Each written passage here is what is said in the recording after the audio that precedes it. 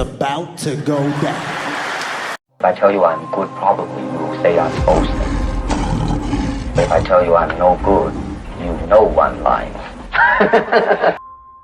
Yo, what's good, Boxing Talk family? It's your boy, Dr. Boxing Talk, back for another YouTube video. Banger, man. Yes, sir. Yes, man. I know what time it is. The doctor's in the house, man. So check this out.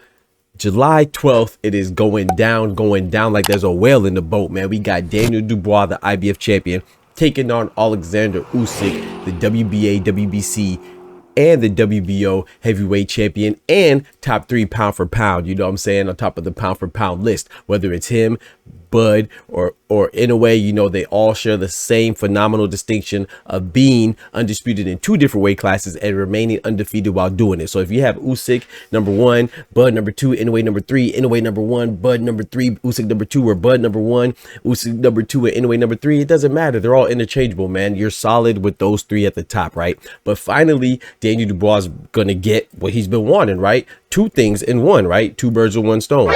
He's going to get an opportunity to obtain undisputed, right? You know what I'm saying, which is the biggest accomplishment in boxing, and he's gonna be able to have an opportunity to avenge one of his 2 losses, right? And that's to Alexander Usyk. And remember, he also lost to Joe Joyce, right? And the Alexander Usyk defeat was very controversial, right? We're not gonna revisit that. Low blows are up to discretion of the ref, so it is what it is. We gonna move forward, but he did get stopped by Alexander Usyk. But this is cool too. Another doubleheader for Daniel Dubois is the fact that they're going to be fighting on July 12th in Wembley Stadium. And last time Dubois was in Wembley Stadium, it was good for him, right? Not so good for Anthony Joshua. Look how he left him. Damn.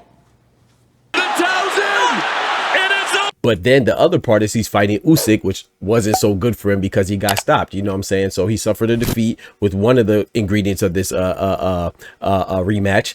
And then but he's also going to a place where he did very well last time he was there. So, you know, it's give or take, you know, but with Daniel Dubois. Now, Daniel Dynamite Dubois, he's been on a phenomenal run, right? A great run, right? Arguably one of the best run in boxing right now. Not just the heavyweight division, but, you know, he stopped Jarrell Big Baby Miller. Then he stopped Philip Hrgovic, and then he stopped Anthony Joshua. So he's been winning definitively, no controversy at all surrounding his last victories, right? So he has momentum on his side, but he's going against Usyk, man. Like I said, a very dominant force right now, arguably one of the best fighters in the top 10 pound for pound. You know, I think he's top 3. If you don't have him top 3, then you're crazy. But not only is he one of the best fighters right now, he's one of the best fighters of all time. You know, he's definitely going to go down as an all-time great, you know.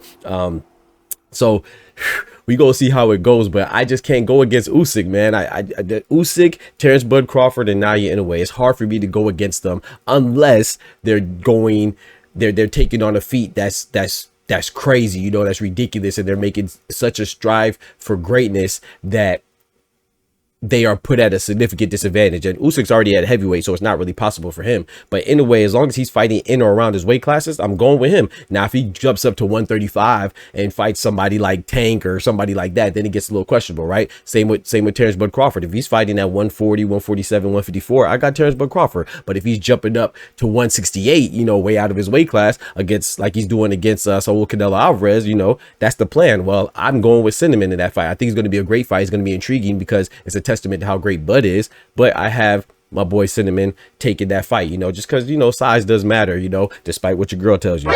No, did it? You know what I'm talking about? But yeah, man, so I think this is a great fight. You know, I know a lot of people will be upset that Joseph Parker seems to be getting snubbed, right? But y'all got to slow down a little bit. Let me take you on a trip down memory lane. Right, a lot of people are upset about Joseph Parker, who's a WBO interim champion, not getting a shot at Dubois, but particularly in this case, Alexander Usyk. Well, if you remember back when we had the first undisputed title fight in the heavyweight division in the last 25 years, quarter century, right, between Alexander Usyk and Tyson Fury. Do you remember after Usyk won the first one? Do you remember why the rematch wasn't for undisputed? Oh, you don't remember? Don't worry, I'm here. This is why I'm here, right? You know, it wasn't for undisputed because shortly after the first fight, Daniel Dubois was ordered to fight Alexander Usyk by the IBF, meaning he was the mandatory, meaning he was up next to get a shot against Usyk, right? But then, you know, Usyk vacated, right? So that turned the interim title fight between Filip Hrgović and Daniel Dubois essentially into a full title fight, and Daniel Dubois, since he beat Filip Hrgović, was therefore elevated to full champion. And his next fight against AJ in Wembley was his first title defense as an interim champion for the as a full champion, as an IBF champion, excuse me. So his first title defense as an IBF champion was against Anthony Joshua, because he was ordered to fight Usyk, and Usyk didn't want to fight him, understandably so, because he wanted to do the rematch. That was already understood was going to happen between him and Tyson Fury, and that's why that wasn't for Undisputed. So now I know that Daniel Dubois is a champion right now, so it doesn't, it might go under the radar. But if you talk about the typical order of things, how it was before initially, then you can't say that Joseph Parker's getting skipped. In fact, we're just going back to give Daniel Dubois the opportunity that he was supposed to have when he was the mandatory before he was elevated without his consent.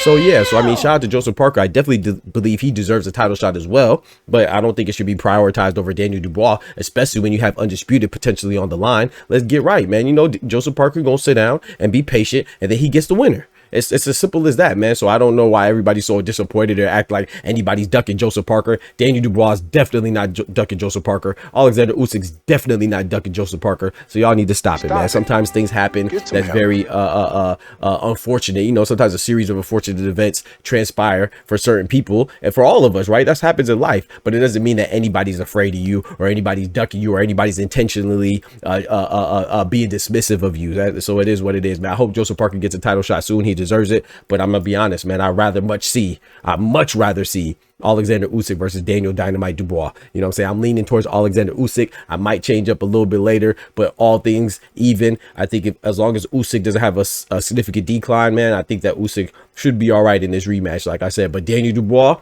is definitely going to be intriguing because that boy is a monster, man. Daniel Dynamite Dubois, man. But yeah, let me know what y'all think about that. Don't forget to smack that like button. But most importantly, remember, with God, we can do anything. Without God, we're nothing. The doctor's out. Peace. From the hood to college, both worlds they had to meet. 6 degrees between us, so cold, we're about to freeze. But we're Florida boys, hot takes, we bring the heat. We're moving the culture, the engineers to the streets.